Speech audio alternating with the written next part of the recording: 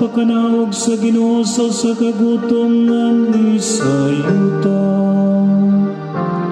ug sa paglaglag sa mga tanong nga nagbuhi kanila.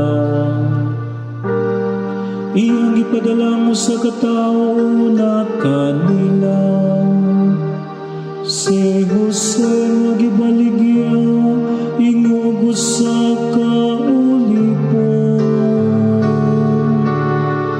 Hinumdumi ang mga katingalahan nga nahimo sa Ginoo.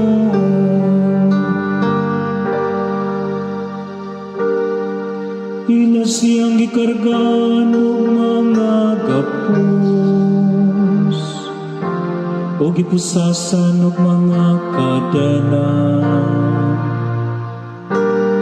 Hangtod ngang iyang panagan na atuman, ug ang pulong sa Ginoo nagpakita sa iyang kamatinud-anon.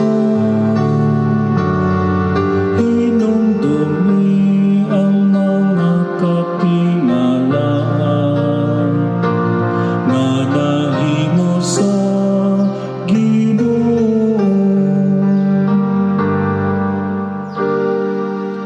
Gipatawag sa hari o gibuhian,